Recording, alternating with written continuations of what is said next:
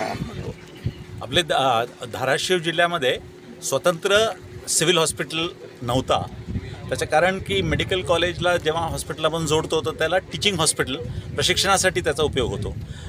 गेल्या 2 वर्षापासून आम्ही महिला बचत गट, जिल्हाधिकारी, जिल्हा आरोग्य अधिकारी आणि त्यांच्या यंत्रणांच्या सोबत जेव्हा आम्ही महिला बचत गटांच्या सोबत काम केलं, जवळपास 1,25,000 महिलांची तपासणी ज्यावेळी केली आशा वर्कर्स आणि यांच्या माध्यमातून, तर 366 महिला वेगवेगळ्या कॅन्सरनी सस्पेक्टेड निघाले। परंतु त्यांच्या डायग्नोसिस कन्फर्म करण्याकरता आपल्याला बार्शी किंवा सोलापूरचे हॉस्पिटलला पाठवायला लागायचं। आपले पूर्ण धाराशिव जिल्ह्यामध्ये साधा ब्रेस्ट कॅन्सर किंवा ओरल कॅन्सरचा तपासणी करून कन्फर्मेशन करण्याची सोय नव्हती।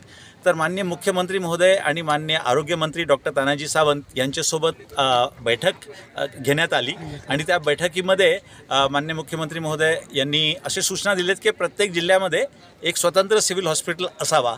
तर आम्ही एशियन डेव्हलपमेंट बँक त्यांचा एक कार्यक्रम आहे मेडिकल कॉलेजेससाठी, तर त्या कार्यक्रमात आम्ही म्हटलं की मेडिकल कॉलेजेस तर होत राहतील, परंतु ज्या जिल्ह्यामध्ये बेसिक सिव्हिल हॉस्पिटल नाही आहे तर ते सुद्धा करणं आवश्यक आहे, नाही तर फक्त टर्शरी केअर। तर त्याच्या आधारित त्यांची जे पॉलिसीचे पैसे होते जवळपास 1500 कोटी जे आपल्याला आपण व्यवस्थित काम केल्यामुळे मिळाले, तर त्याच्यातून हा पहिला हॉस्पिटल इथे मंजूर होत आहे। आणि आज माननीय तानाजी सावंत मंत्री महोदय, आरोग्यमंत्री यांचा आज वाढदिवस आहे, तर त्या वाढदिवसाच्या निमित्ताने खूप चांगला कार्यक्रम आपल्या जिल्ह्यात होतो आहे आणि मला निश्चित वाटतं की ही इतकी चांगली जागा आहे की इथे चांगला सिव्हिल हॉस्पिटल होईल आणि जे जिल्ह्यामध्ये जे काय नॉन कम्युनिकेबल डिसीजेस आहेत, जे नवीन प्रकार आहे येतो, त्याची सगळ्याची डायग्नोसिस आणि ट्रीटमेंटची फॅसिलिटी इथे निर्माण होईल। काम कधी सुरू होईल आणि किती वर्षांमध्ये पूर्ण इमारत तयार होऊन सोयीसुविधा मिळते? तर हे 2.5 वर्षात पूर्ण होईल काम, कारण खूप मोठा काम आहे, जवळपास 360 कोटीचं काम आहे हा।